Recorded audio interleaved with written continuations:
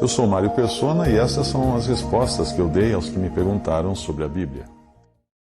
No capítulo 12 de 2 Coríntios, nós continuamos acompanhando essa defesa de Paulo.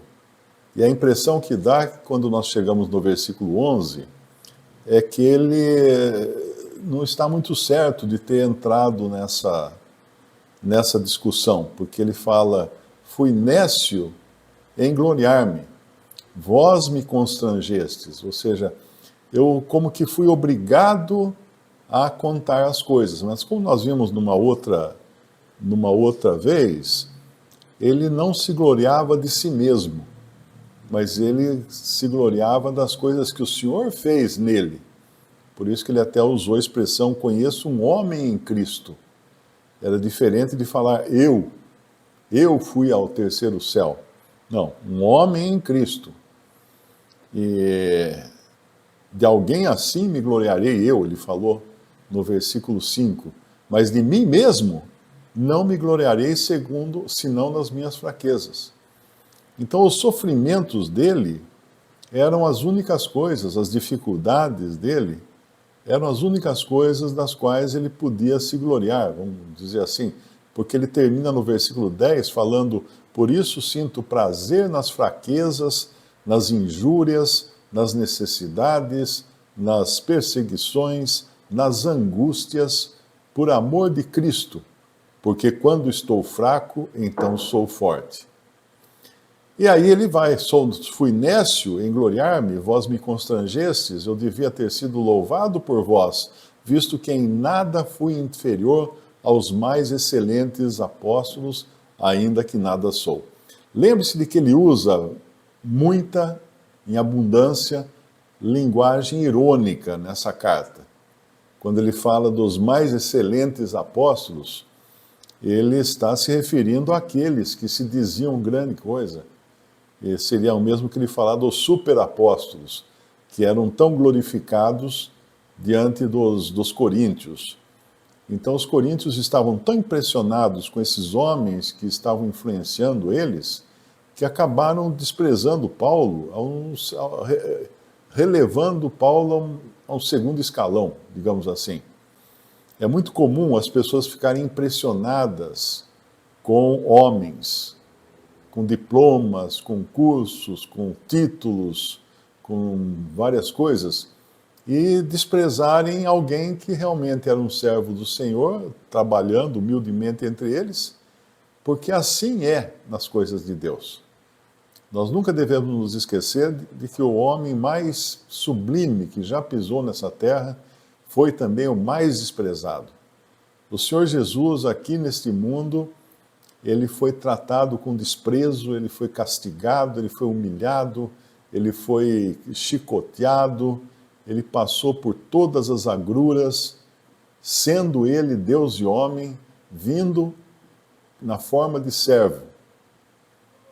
Mas ele passou tudo isso porque os homens não aceitam.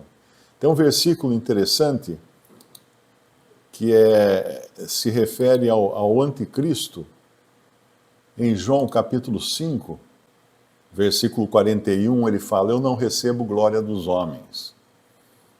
Isso tem dois sentidos aqui, que ele poderia estar dizendo que ele não tinha vindo para aceitar glória dos homens, mas também tem o sentido direto de que ele não estaria recebendo glória dos homens.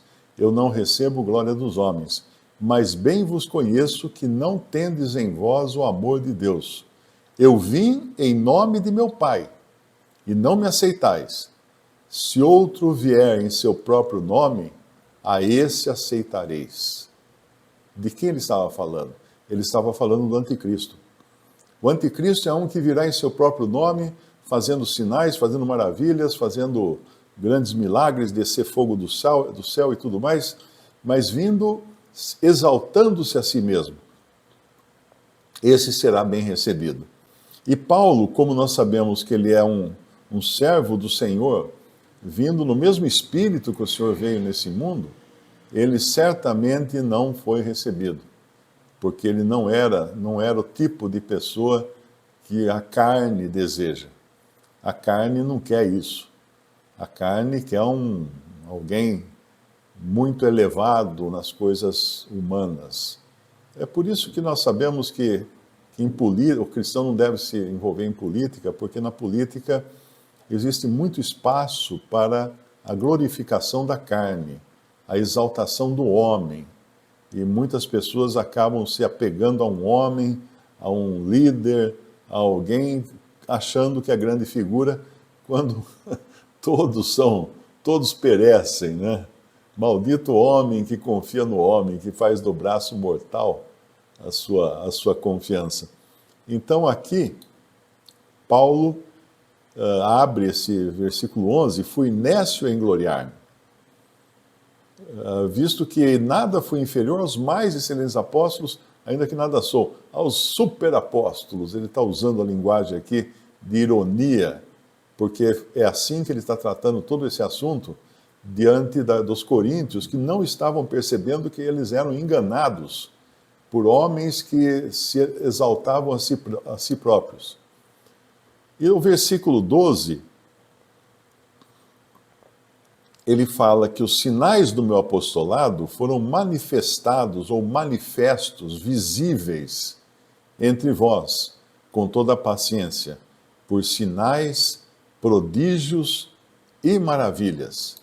Então ele estava ali, ele tinha o selo de Deus, o selo do Espírito Santo, marcando o seu ministério. Nós sabemos que esses sinais, eles eram para impressionar a inteligência humana, porque eles traziam coisas que não eram coisas humanas. Então, isso deveria impressioná-los, os sinais que ele fazia. As maravilhas nos falam mais de emoções, né? A pessoa ficar espantada com alguma coisa, e isso também deveria ter funcionado com eles, mas pelo jeito não funcionou. E finalmente os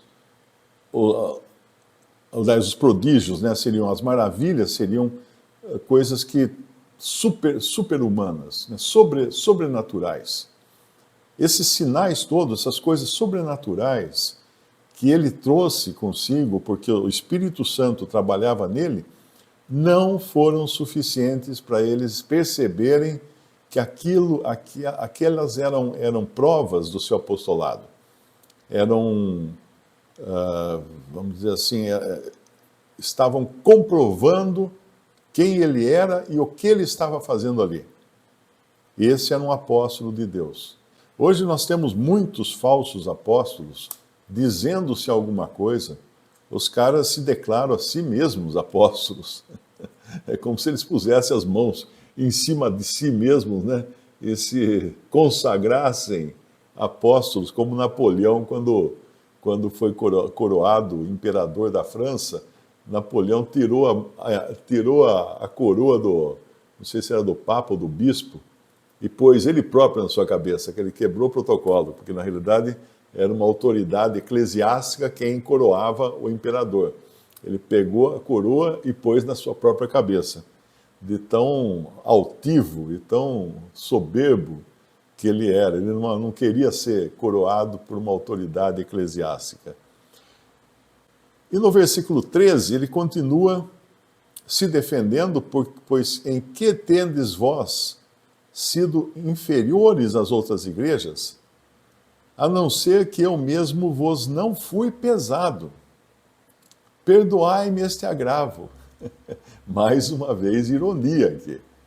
Tipo assim, eu não pedi dinheiro de vocês. Me perdoem, irmãos, por não ter pedido dinheiro de vocês, por ter ofendido vocês, não querendo espoliar os seus bens.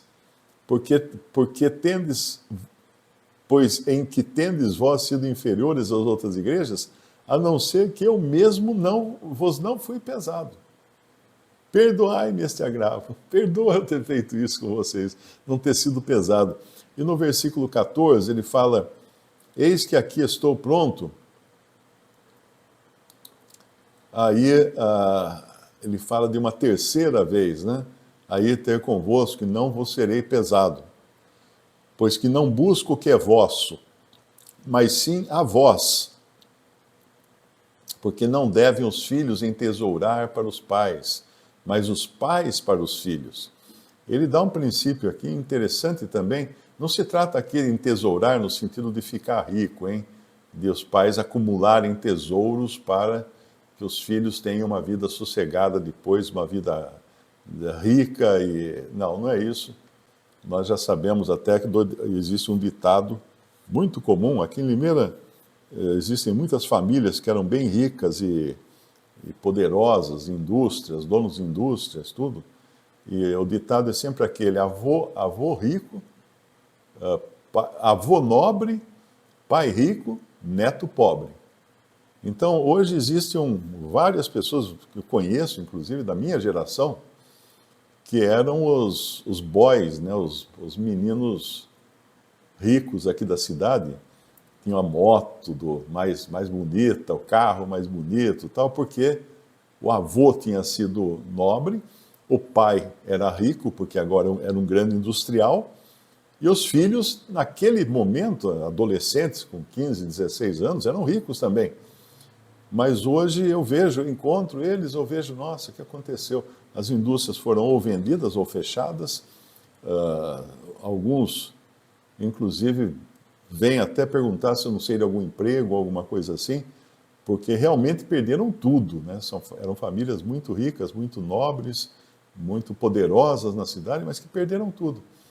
Simplesmente perderam tudo. Existe a rua principal da cidade tem o nome de um grande industrial que teve aqui, aqui em Limeira, que perdeu tudo também. Os filhos dele perderam tudo. Um filho dele, que era amigo do meu pai, inclusive, porque ele gostava muito de montar equipamentos eletrônicos, meu pai gostava muito de coisa assim, fazer amplificador, essas coisas, de hobby.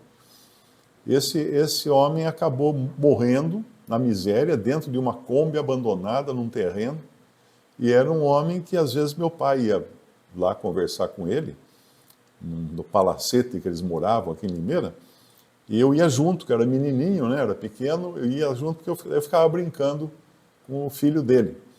E o filho dele tinha uma babá vinda da França. Então, para você ver o tipo de estilo de vida que tinha a família, né? E, no entanto, o pai desse amigo meu, que era meu amiguinho de infância, né?